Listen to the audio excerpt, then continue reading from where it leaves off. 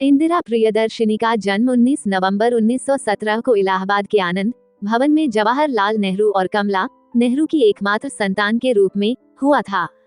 वह मोतीलाल नेहरू की पोती हैं। मोतीलाल को मनुमारा बहुत पसंद है।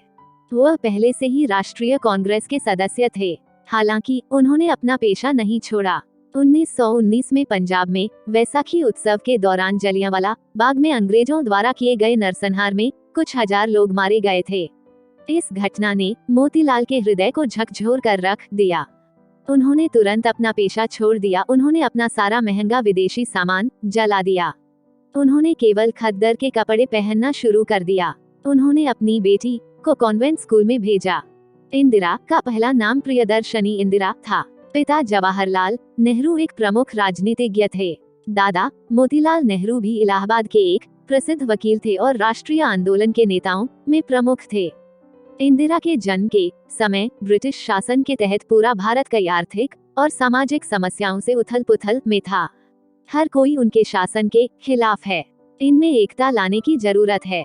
राष्ट्रीयता की भावना विकसित करने की आवश्यकता थी।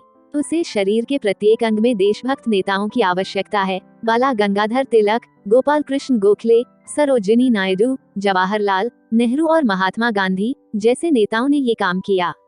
स्वतंत्रता संग्राम के दौरान जवाहरलाल नेहरू और कमला नेहरू को जेल जाना पड़ा। ऐसे समय में बालिका इंदिरा के साथ उनके दादा मोतीलाल नेहरू भी थे। मोतीलाल को भी तब अकेलापन महसूस हुआ जब उन्हें जेल जाना पड़ा और उनके साथ कोई नहीं था। उन्होंने पुणे विश्वविद्यालय से मैट्रिक की परीक्षा उत्तीर्ण की।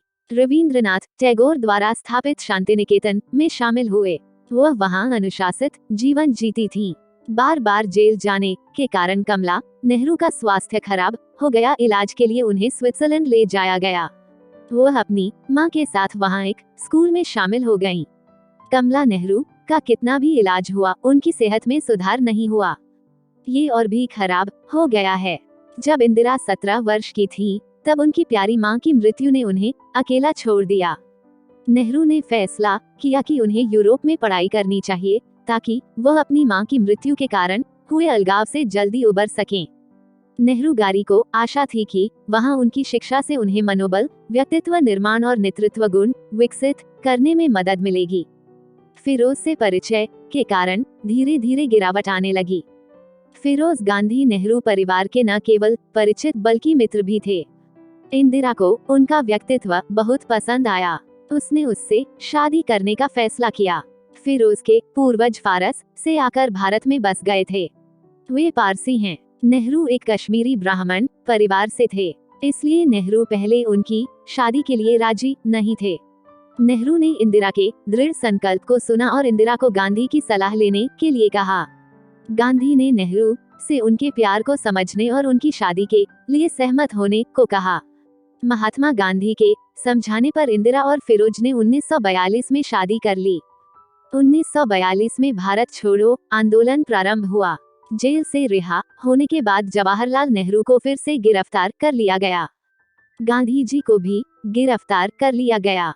गिरफ्तारी के विरोध में देश भर में हड़तालें हुई, लेकिन अंग्रेजों ने पुलिस बल से हड़तालों को दबा दिया। इस पृष्ठभूमि में उन्हें गिरफ्तार कर लिया गया और वे जेल गईं और 13 मई 1943 को रिहा कर दी गईं। 3 जेल में रहते हुए वह एक बच्चे की मां बनी। उन्होंने बच्चे का नाम राजीव रखा। उनकी शादी से लेकर गिरफ्तारी और अलगाव तक उनमें राष्ट्रवाद की भावना बढ़ती गई। देश के लिए काम करने की इच्छा होने लगी। जब राजीव गांधी 2 वर्ष के थे तब वे लखनऊ चले गए। फिरोज गांधी वहां नेशनल हेरल्ड के संपादक के रूप में काम करते थे। राजीव गांधी के छोटे भाई संजय गांधी का जन्म हुआ।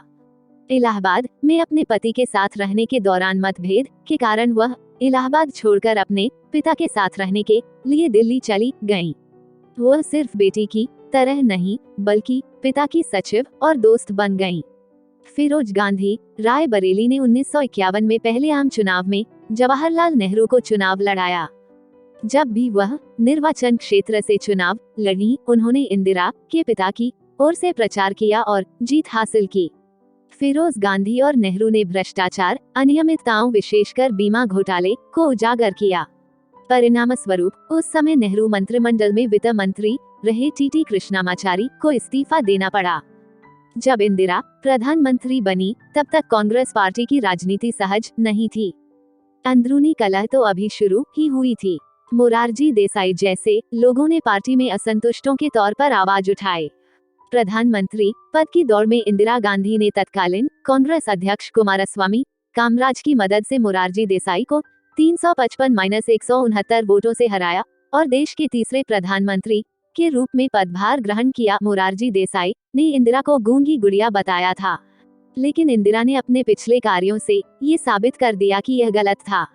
उनके साहस और समय की पाबंदी ने उन्हें कई वर्षों तक प्रधानमंत्री बनाए रखा। प्रधानमंत्री का पद संभालने तक उन्होंने अपने कार्यों और विचारों को सार्वजनिक नहीं किया। उस दौर में जब महिला शक्ति को कमतर आंका जाता है, पूरी दुनिया देख रही है कि एक महिला प्रधानमंत्री के रूप में इतने बड़े देश, इतने सारे लोगों पर इतने कम अनुभव के साथ कैसे शासन कर सकती है। उन्होंने उनकी सभी उम्मीदों पर पानी फेरते हुए कम समय में ही अपनी काबिलियत साबित कर दी। हालांकि इंदिरा कई वर्षों तक नेहरूगिरी के पीछे रहीं, लेकिन उन्होंने अप्रत्याशित रूप से अपना राजनीतिक करियर शुरू किया। यह उसकी भागीदारी के बिना हुआ। उन्हें कांग्रेस पार्टी के अभियानों और बैठकों में बोलना पड़ता था जहां उनके पिता नहीं आ पाते थे। उनकी वाक्पटुता, विशेषकर उनकी तेज आवाज और आम लोगों के साथ घुलने मिलने की उनकी क्षमता प्रभावशाली थी। इस पर ध्यान देते हुए कांग्रेस कार्यकर्ताओं ने उन्हें 2 फरवरी 1959 को भारतीय राष्ट्रीय कांग्रेस के अध्यक्ष के रूप में चुना। उनके पति फिरोज गांधी का 8 सितंबर को निधन हो गया था। इससे वह असुरक्षित महसूस करने लगी, लेकिन पार्टी अध्यक्ष की जिम्मेदारियां संभालते हुए पति की मृत्यु से उपजे अकेलेपन ने न सिर्फ उनकी खामोशी को बढ़ाया, बल्कि जीवन के प्रति जागरूकता और आत्मविश्वास को भी बढ़ाया। धीरे धीरे नेहरू मित्रों और राजनीतिक नेताओं के साथ बातचीत में शामिल होने लगे। 1964 में प्रधानमंत्री का पद संभालने वाले शास्त्री गुरु की 10 जनवरी 1966 को ताशकंद शहर में दिल का दौरा पड़ने से मृत्यु हो गई। गुलजारी लाल नंदा थोड़े समय के लिए अंतरिम प्रधानमंत्री के पद पर रहे। शास्त्री के बाद प्रधानमंत्री कौन होगा, ये सवाल पार्टी में उठ खड़ा हुआ है। मोरारजी देसाई, गुलजारी लाल नंदा आदि महान लोग इंदिरा गांधी के प्रतिद्वंद्वी के रूप में प्रधानमंत्री पद के लिए चुनाव लड़ रहे हैं। आखिरकार मोरारजी देसाई और इंदिरा गांधी दौड़ में बने रहे। तत्कालीन कांग्रेस अध्यक्ष कामराज ने इंदिरा गांधी के प्रति अपना समर्थन व्यक्त किया। उनके समर्थन का कारण उनका न केवल कई स्वतंत्रता सेनानियों से संपर्क था, बल्कि वो उनके बीच ही पली बड़ी थी। उन्होंने कई देशों को देखा और कई विश्व नेताओं से उनका संपर्क था। आधुनिकता का उनका रोल मॉडल राज्य, जाति और धर्म से परे है। उन्होंने 24 जनवरी 1966 को पहली बार प्रधानमंत्री पद की कमान संभाली और देश की पहली महिला प्रधानमंत्री के रूप में इतिहास रचा। आज तक किसी अन्य महिला ने ये पद नहीं संभाला है। जब इंदिरा प्रधानमंत्री बनी तब तक कांग्रेस पार्टी की राजनीति सहज नहीं थी। अंदरूनी कलह तो अभी शुरू ही हुई थी।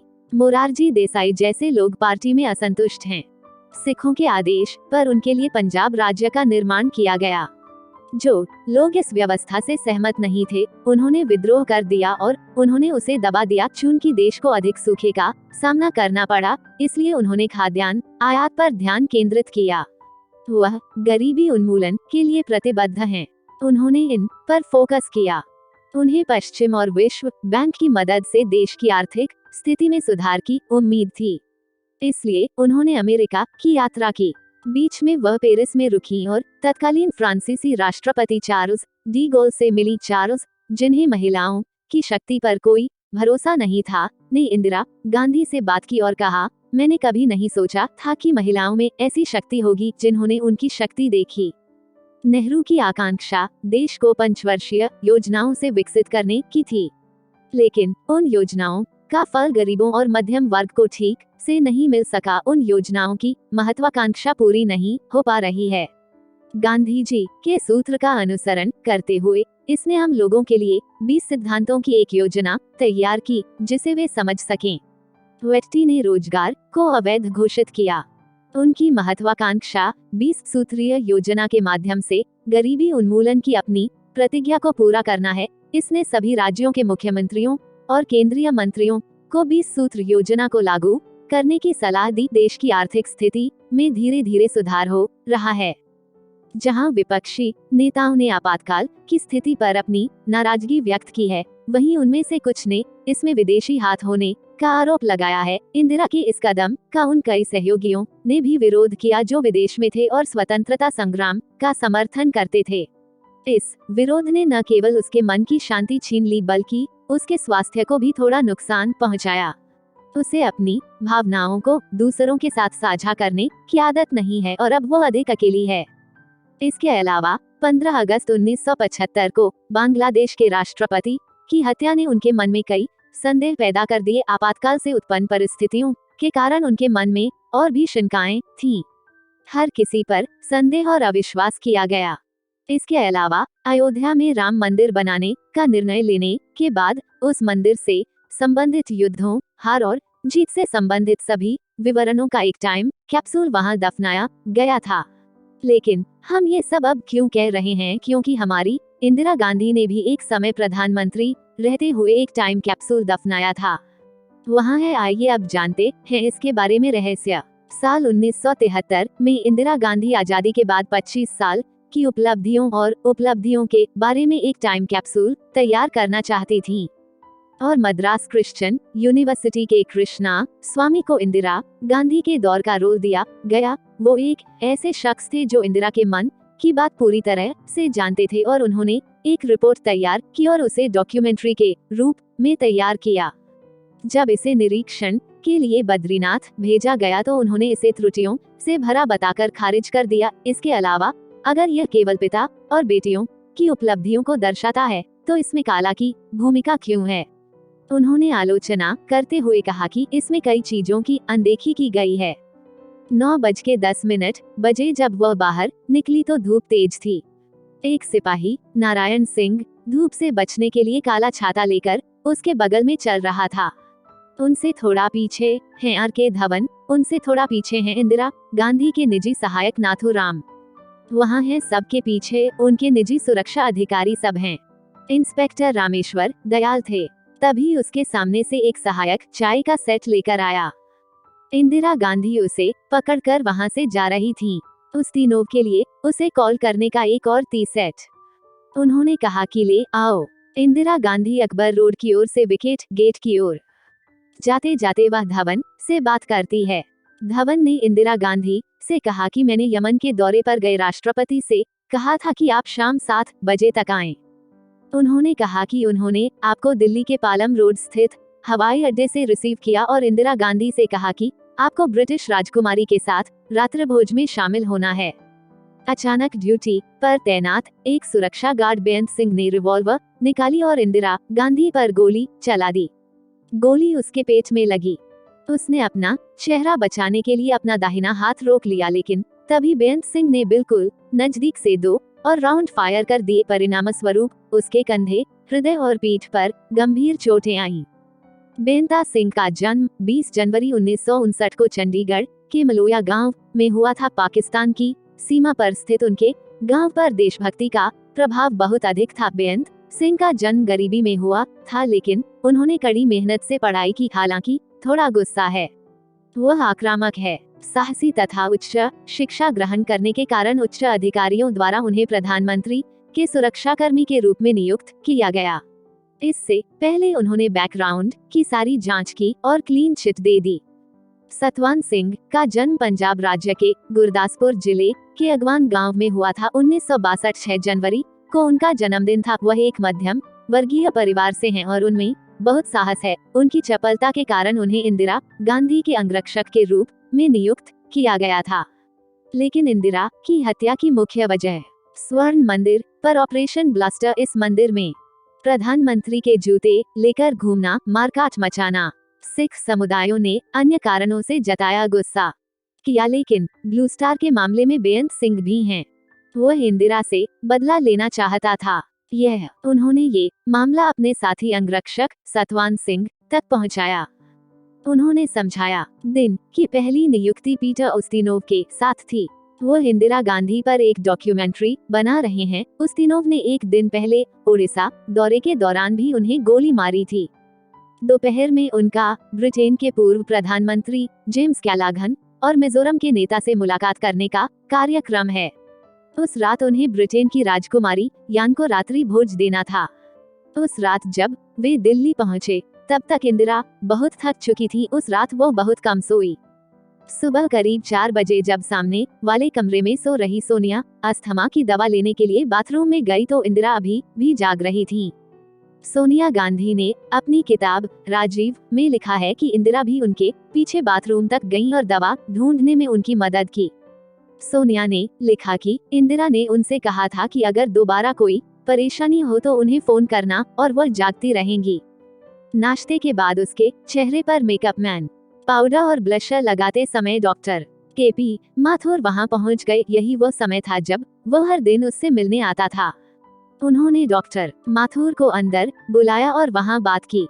उन्होंने माथुर से मजाक में कहा कि अमेरिकी राष्ट्रपति रोनाल्ड रीगन जरूरत से ज्यादा मेकअप करते थे और 80 साल के होने पर भी उनके बाल काले ही रहेंगे। बेअंत सिंह ने बार बार सतवान सिंह से कहा कि इंदिरा ने हमारे भगवान का अपमान किया है और उन्हें इसका बदला इंदिरा से लेना चाहिए। लेकिन शुरू में सतवान सिंह नहीं माने, लेकिन इसके बाद सतवान सिंह ने भी इंदिरा से बदला लेने की ठान ली। लेकिन बेअंत सिंह को सतवान सिंह पर भरोसा नहीं था। बेअंत सिंह ने सतवान सिंह से कहा, मैं पहले इंदिरा को गोली मारूंगा, फिर तुम गोली मारना, नहीं तो मैं तुम्हें गोली मार दूंगा, उसने चेतावनी दी। वो 31 अक्टूबर 1984 का दिन था। इंदिरा ने कथित तौर पर बुलेट प्रूफ जैकेट नहीं पहनी थी। उन्होंने ये बात बेअंत सिंह और सतवान सिंह को बताई। उस दिन बेअंत सिंह ने इंदिरा के घर का गेट पार करते ही रिवॉल्वर से 3 राउंड फायरिंग की। उसके बाद सतवान सिंह को उन्होंने गोली चलाने का आदेश दिया।